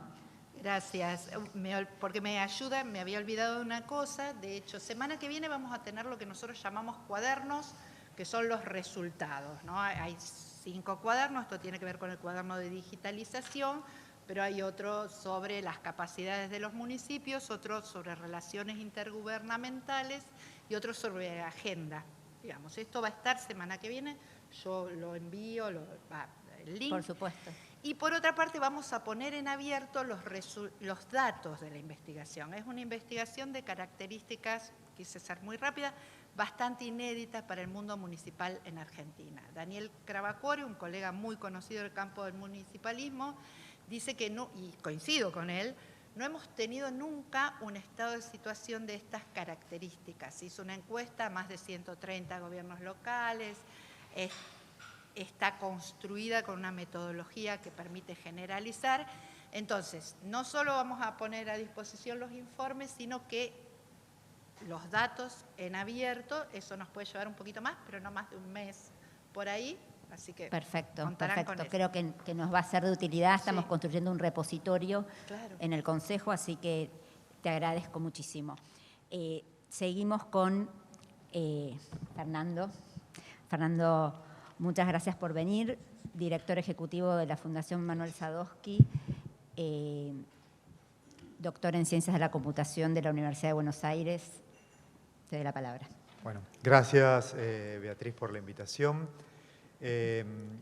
y gracias por generar un espacio donde desde la perspectiva de la informática, yo me toca en este momento dirigir a la Fundación Manuel Sadowski. La Fundación Manuel Sadowski es una organización en el ámbito del Ministerio de Ciencia, Tecnología e Innovación de la Nación que se dedica a los temas relacionados con las TIC, ¿no es cierto?, con el mundo del software y los servicios informáticos. Y te decía que me parece muy valioso este diálogo multidisciplinar donde combinamos las perspectivas legales con algunos aspectos por ahí un poco más técnicos, sin adentrarme demasiado, que me gustaría meter dentro de la discusión de la transparencia. Quiero hablar de dos cuestiones brevemente, muy brevemente. Una, digamos, desde la perspectiva de la transparencia o falta de transparencia que encuentran los usuarios cuando interactúan con servicios digitales, y la otra desde la situación actual en el Estado, casi diría como la contracara de algunas de las demandas que se le hacen a las instituciones públicas sobre publicación de datos, recolección de indicadores, etcétera, ¿no es cierto? Creo que es sabido por todos la fuerte discusión sobre qué hacen las empresas que proveen servicios digitales, tanto las grandes como las pequeñas, con los datos de los usuarios. Esta es una discusión que no es nueva. Hay otro aspecto de esta discusión que tampoco es novedoso, que tiene que ver con los famosos términos y condiciones sábana, ¿no es cierto? Esta idea de que, bueno, uno da un consentimiento explícito a unos textos que se vuelven ilegibles, tanto por su jerga como por su volumen. Y esto es algo que ha tenido amplia discusión, pero no intentos de solución.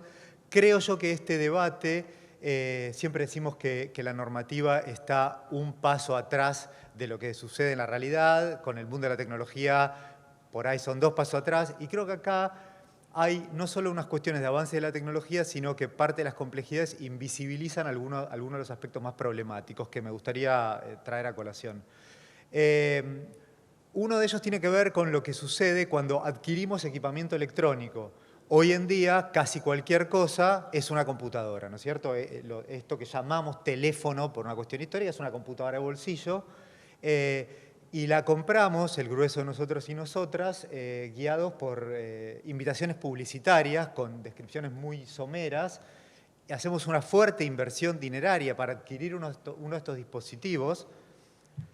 Y resulta que para utilizarlos y para poder materializar esas promesas de la publicidad, esas promesas que nos llevaron en primer momento a tomar la decisión de comprar este y no otro dispositivo, en realidad esos servicios, esas fotos que tienen una calidad especial, esa posibilidad de acceder a esto o esa posibilidad de acceder a aquello, están brindados por aplicaciones que forman parte de estos dispositivos que tienen estos términos y condiciones sábana de los que hablábamos antes. Es decir, creo que hay un aspecto que es muy perjudicial para los consumidores, que es que ya no a la hora solamente de acceder a servicios digitales, sino a la hora de adquirir computadoras en todas sus formas, nos vemos, casi diría, déjenme exagerar un poquito diciendo engañados, ¿no? Porque accedemos por promesas, pero en realidad para materializarlas, una vez que ya invertimos, y esto es la diferencia, ¿no es cierto? Cuando yo voy a entrar a un sitio web, que aún si tiene estos términos y condiciones sábana, los puedo leer con todas las hipótesis sobre mi capacidad de comprensión, mi tiempo, etcétera, antes de aceptar los servicios,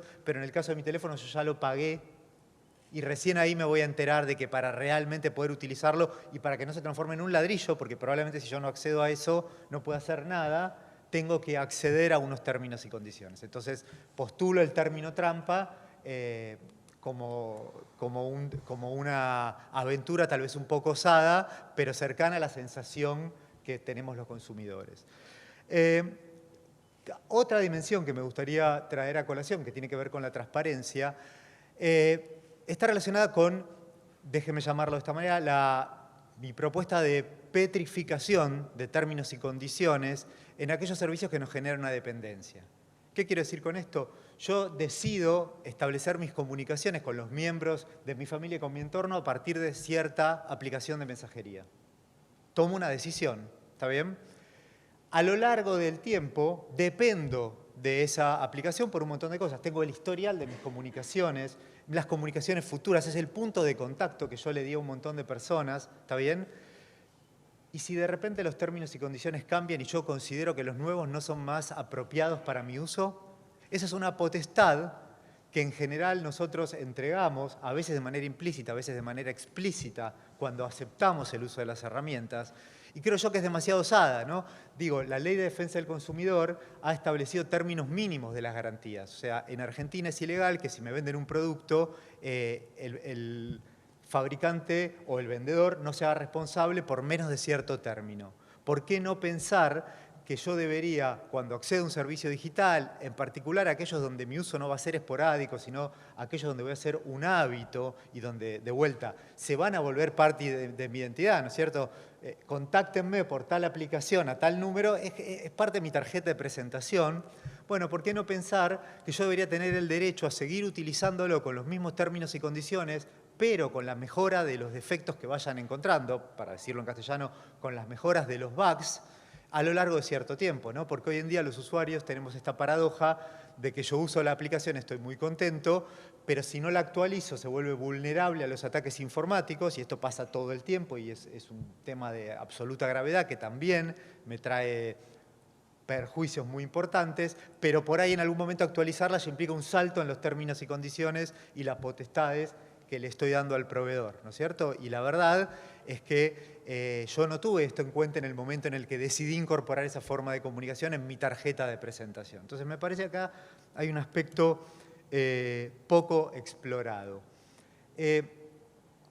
Hablando de lo que sucede con los datos perdón, y para terminar esto querría tirar otra idea, que es la idea de preguntarnos por qué aceptamos que estas aplicaciones no estén utilizando estándares abiertos.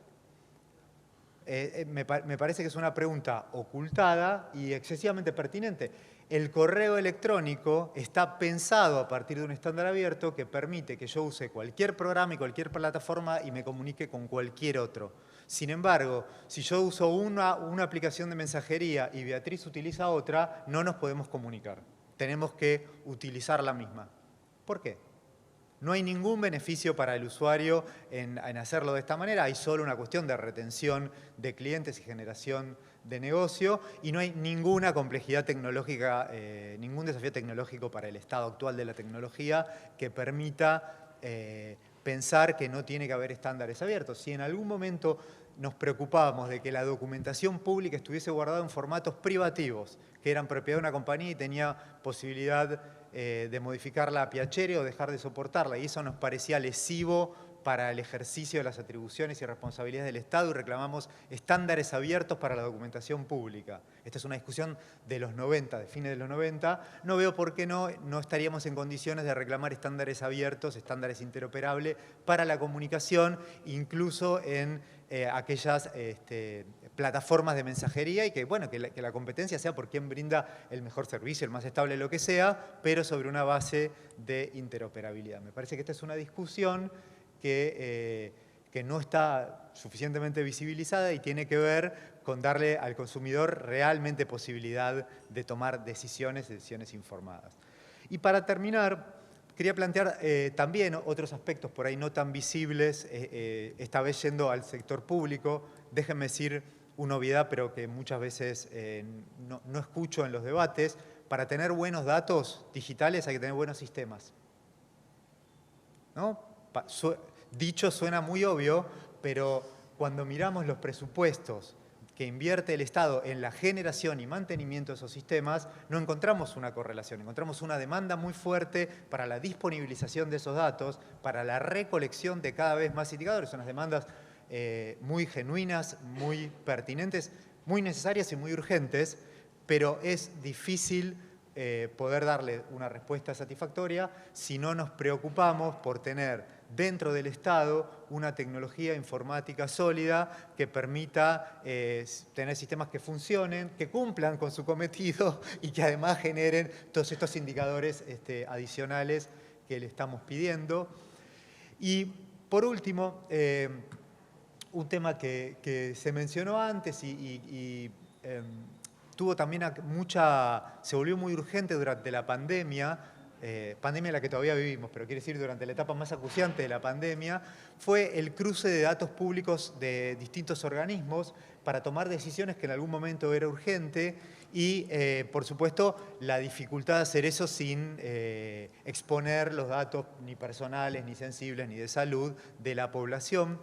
Creo que hay déjenme llamarlo una tecnología que el Estado subexplota, que es la de brokering. ¿Qué es un broker? Un broker de información es un organismo, es una tercera parte confiable a la que dos organismos le dan sus bases de datos y utilizando una serie de técnicas algorítmicas que no vienen al caso, permite hacer un cruzamiento sin que ninguna de las dos pueda anonimizar a la otra. Lo estoy contando de manera muy sencilla. Y creo yo que el Estado Nacional tiene capacidad de dar respuesta a estos organismos, desde organizaciones como la nuestra, como la Fundación Sadowski, que tiene su departamento de Ciencia de Datos e Inteligencia Artificial, con las capacidades tecnológicas y un poco el prestigio como para cumplir este rol, hasta universidades, institutos de investigación, el propio CONICET. Me parece que esta es una capacidad pública que no hemos explotado. Y por ahí, para terminar, planteo que necesitamos dentro de la infraestructura pública la capacidad de tener organizaciones tecnológicas que ejerzan una vigilancia activa sobre estos temas, tengan capacidad de dar recomendaciones y capacidad de asesorar tanto a la opinión pública como al Estado sobre el rumbo a la tecnología informática y sobre decisiones que son condición objetiva de necesidad para que esto funcione. Nuestro país tiene un Instituto Nacional de Tecnología Agropecuaria, un Instituto Nacional de Tecnología Industrial, un Instituto Nacional de la Yerba, del Vino, del Agua. Creo que es hora de tener un Instituto Nacional de Informática con una jerarquización suficiente como para poder cumplir una función, digamos, de organismo rector de la política pública en estos temas que son muy, muy desafiantes. Muchas gracias.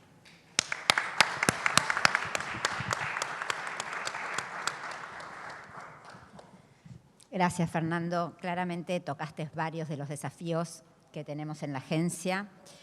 El concepto de brokering no lo tenía tan asociado a tu planteo y me parece una excelente idea y propuesta.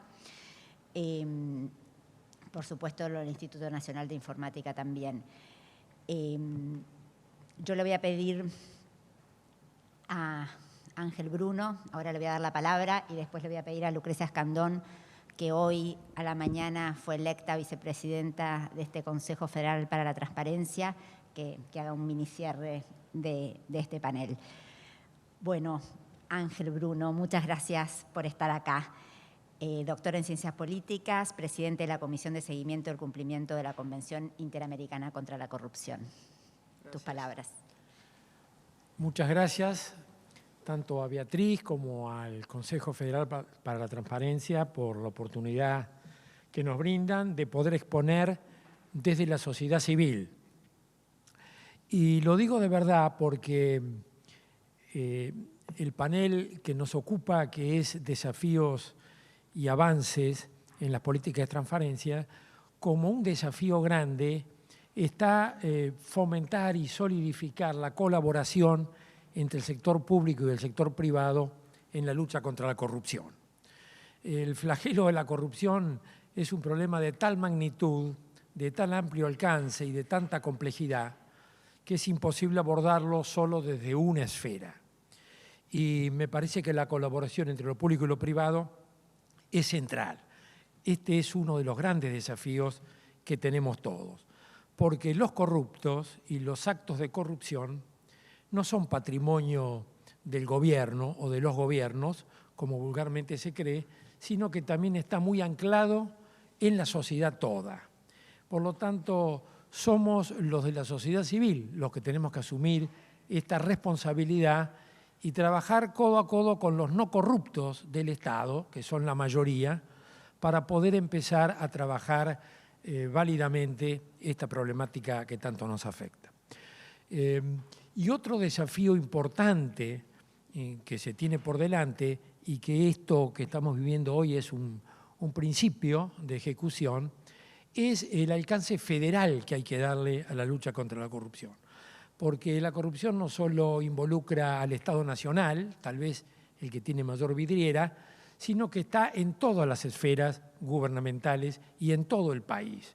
Por lo tanto, la coordinación de las políticas y los esfuerzos para combatir la corrupción debe hacerse no solo entre el sector público y el sector privado, sino también entre el sector nacional y los sectores provinciales, y dentro de los sectores provinciales también con los municipios. Me parece que este entramado hay que construirlo y consolidarlo de a poco, pero sin pausa, para que esto pueda dar algún fruto verdadero.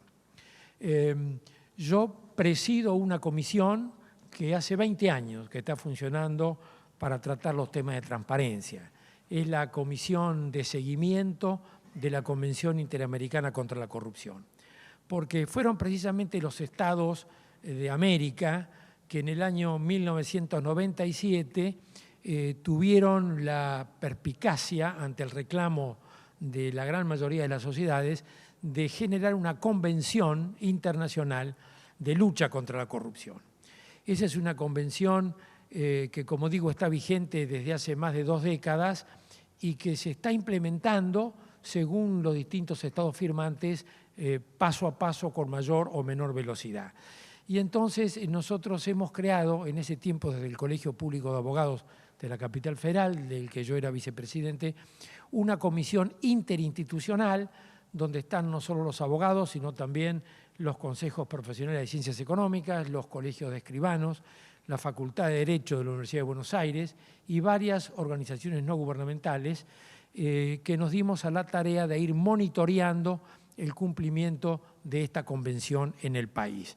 Porque así como hace falta los esfuerzos compartidos entre el Estado y la sociedad civil y entre la nación y las provincias y los municipios, el tema es de tal complejidad que también hace falta la colaboración internacional.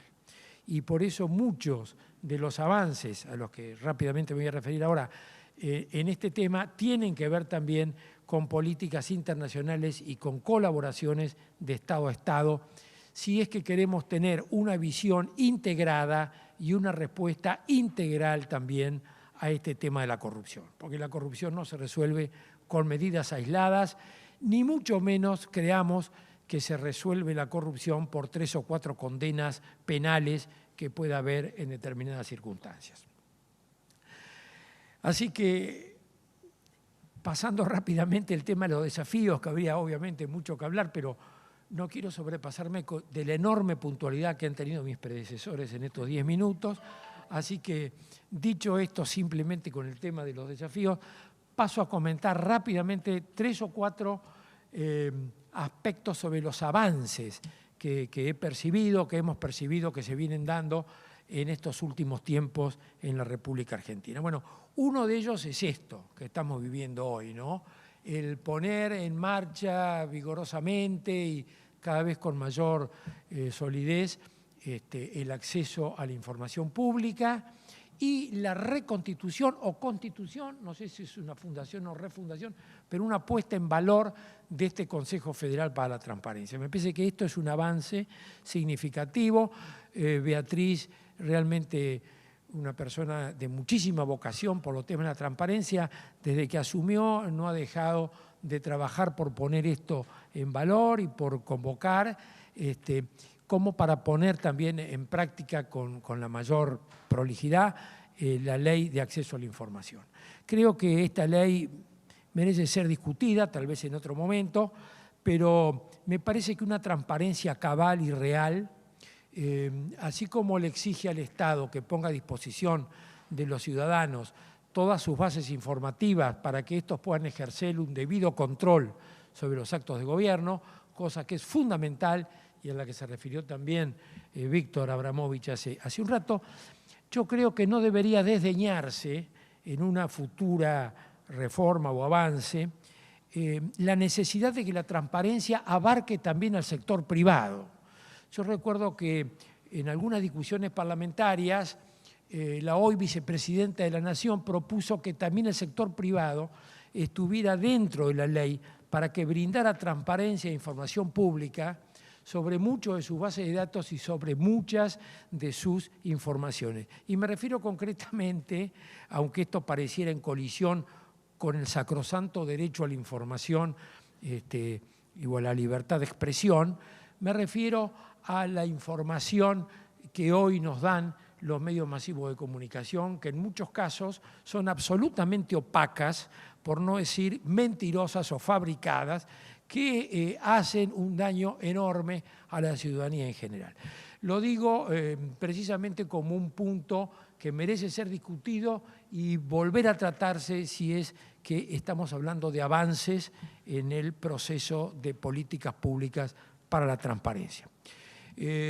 Como avance considero también para destacar la Estrategia Nacional de Integridad, que dando fe de lo que es una política de Estado, ha continuado con lo que era antes el Plan Nacional Anticorrupción, generado en el gobierno anterior, que promovía una serie de medidas concretas en las distintas áreas, oficinas y empresas del gobierno, para que se pudiera avanzar en mecánicas puntuales de transparencia en cada una de esos organismos y que fueran medibles, de manera que pudiera luego evaluarse el éxito o fracaso de esas medidas propuestas.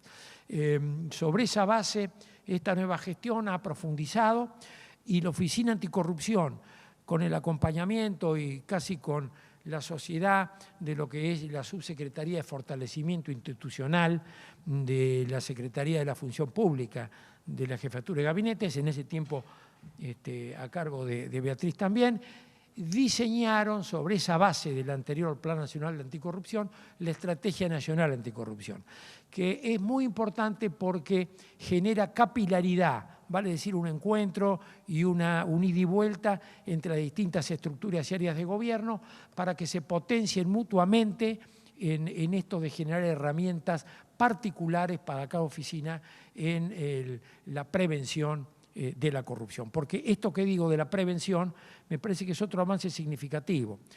Me parece que la corrupción tiene que empezar a trabajarse desde la prevención. Por supuesto, desde la denuncia y desde la sanción del acto corrupto, pero básicamente desde la prevención. Yo creo que la Oficina Anticorrupción ha tomado claramente esta posición a punto tal que se ha desligado y ha renunciado a su facultad original de ser querellante en los juicios por actos de corrupción. Ha mantenido lo que es la función de denuncia, por supuesto, de investigación y denuncia, pero una vez que denuncia, la acción legal la tienen los organismos competentes, sea la Fiscalía Nacional de Investigaciones, la PIA o las fiscalías comunes vinculadas a los actos de corrupción. Me parece entonces que ese énfasis en las políticas de prevención es un avance significativo que no distrae al objetivo central de estas políticas para la transparencia. En esto del encuentro entre lo público y privado, también quiero mencionar como un avance la creación de un consejo asesor para que, vinculado con la Estrategia Nacional de Integridad, pueda ir monitoreando los avances, presentar sugerencias y hacer reclamos cuando viera o visibilizara que estas políticas que están en la estrategia nacional no se cumplen o se cumplen a medias. Así que también ahí la sociedad civil ha sido invitada a participar, lo cual vuelvo a considerarlo como un avance significativo. Rápidamente, una cosa más que vale la pena mencionar es un registro de integridad y transparencia para empresas. Ustedes saben que con el dictado de la Ley Nacional para Responsabilidad Penal de las Personas Jurídicas, se promueve que las empresas tengan un programa de integridad que les impida, o mejor dicho, que les morigere el riesgo de caer en acciones o actos de corrupción. Este Plan Nacional de Integridad no es fácil hacerlo, a veces cuesta dinero, significa una estructura que algunas empresas consideran burocrática. Y sin embargo, con este registro, el Estado, a través de la Oficina Anticorrupción, las está invitando para que con la ayuda y con una cantidad de herramientas, una caja de herramientas que en el propio registro existen, las empresas puedan fácilmente y sin mayor costo tener este plan de integridad, que además les va a servir en caso de estar vinculados con un acto de corrupción, si es que cumplieron el mapa de riesgos y si es que llevaron adelante este plan nacional, este programa de integridad, les va a permitir morigerar e incluso quedar exentos de pena en caso de que alguno de los funcionarios de la empresa fuera condenado por un acto de corrupción. A los efectos de que las pymes, que son las más carentes de recursos para generar estas herramientas en su propia empresa, puedan sumarse al plan, esto es absolutamente gratuito y también se está estimulando la posibilidad de que haya incentivos impositivos o fiscales para que estas pymes se sumen a esta cruzada de tener programas de integridad. Finalmente, simplemente comentarles que otro avance interesante que me parece significativo es un proyecto que acaba de ser enviado al Poder Ejecutivo para que lo evalúe y lo mande al Congreso, un proyecto de la Oficina Anticorrupción que es una modificación de la Ley Nacional de Ética Pública, una ley que merecía mejorarse para mejorar lo que es una cuestión de declaraciones juradas patrimoniales, donde tengan que incluirse los antecedentes laborales de aquellos que van a ser funcionarios públicos, que impidan conflictos de intereses sustantivos como los que hubo en el gobierno anterior, donde nada menos que la vicepresidenta de la UIF, que es la Unidad de Información Financiera, había sido defensora poquitos meses antes de un banco que era querellado por la Unidad de Información Financiera. O el caso del secretario de Energía, que acababa de ser CEO de unas principales empresas petroleras y de energías del país y pasa a comandar esa área y obviamente generando algunas políticas que no quiero en este momento juzgar. Vale decir, se ven avances en todo el campo de la transparencia, creo que hay que consolidarlos, que no hay que bajar la guardia un solo minuto y para eso estamos desde la sociedad civil a la más absoluta y total disposición de las invitaciones y convocatorias que nos quieran seguir haciendo. Muchas gracias.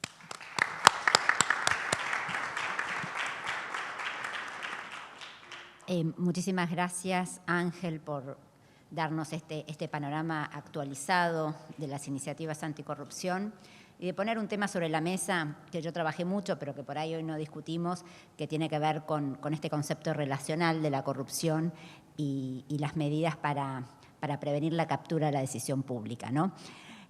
Pero quiero darle la palabra final a Lucrecia, nuestra vicepresidenta.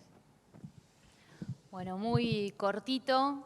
Rita, Ángel, Fernando, antes que nada, muchísimas gracias por acercarse a este Consejo Federal. Para nosotros es un placer tenerlos, escucharlos y creo que nos quedamos con gusto un montón, como que queremos seguir, hacer preguntas, así que ya les adelanto que seguramente desde las comisiones de trabajo de este Consejo Federal los vamos a estar molestando para poder ampliar la agenda de temas que hoy plantearon. Solamente como una reflexión final, apunté varias cosas, pero creo que de todos los temas que estuvimos conversando hoy a la mañana hay un montón de puntos de encuentro. La idea de entender que la transparencia es un principio necesario para fortalecer la gobernabilidad, que la transparencia es un principio necesario para garantizar otros derechos y el desarrollo, y fundamentalmente que la transparencia, la agenda de transparencia no puede concebirse si no es construida colectivamente en los diferentes niveles de gobierno, que acá está representado en el caso nuestro las provincias y nación, pero no olvidarnos de los gobiernos locales, que también tienen un enorme desafío en poder avanzar en institucionalizar esta agenda, y claramente las organizaciones de la sociedad civil, las universidades, las fundaciones y la ciudadanía en general. Creo que por experiencia en haber participado en otras asambleas del Consejo, donde la participación de las organizaciones de la sociedad civil estaba destinada un poco a generar consultas o cuestionamientos sobre los niveles de gobierno, me parece que este formato propositivo reconocen las organizaciones de la sociedad civil que tienen muchísimo por aportarnos, que tenemos un camino por delante de trabajo en conjunto, así que reiterarle nuestro enorme agradecimiento e invitarlos a seguir participando de este espacio.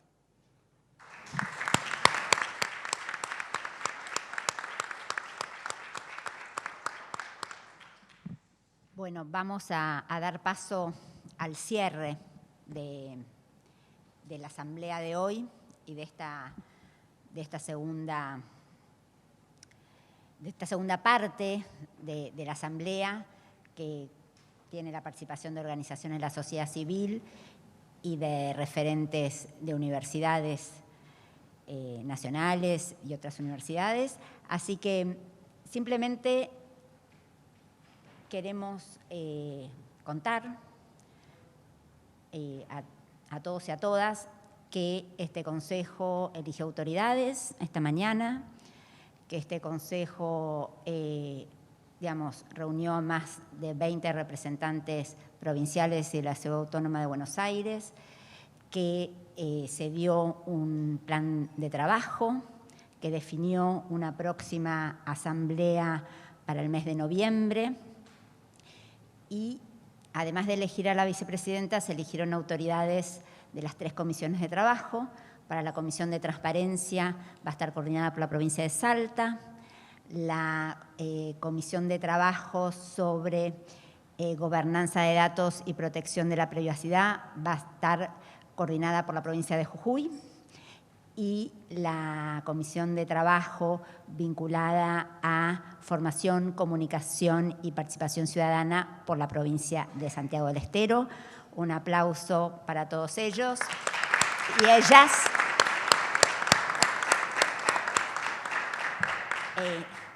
Ratificar, está en el plan de trabajo, que además el plan de trabajo después se va a publicar en el sitio del Consejo Federal, no solo para que esté a disposición de todas las provincias, sino también de todos los ciudadanos y ciudadanas, que la agencia va a apoyar a través de equipos de trabajo y de presupuesto la generación de productos y contenidos vinculados a estas temáticas, la producción de seminarios, de encuentros, de estudios colaborativos junto a organizaciones de la sociedad civil y a universidades nacionales. Así que creo que hemos tenido una jornada muy fructífera de trabajo.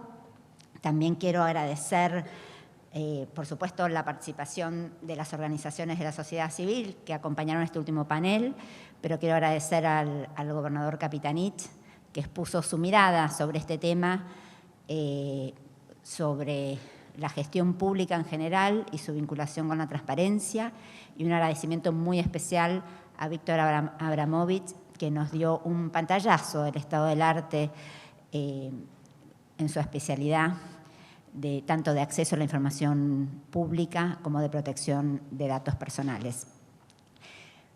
Y celebrar que nos encontramos 20 provincias, sé que hay otras que habían confirmado participación y que hoy no pudieron estar, pero esperamos que este sea un espacio colectivo donde cooperemos, concertemos políticas públicas y construyamos esta cultura de la transparencia que queremos impulsar para legitimar la acción del Estado para un proyecto de desarrollo con inclusión social.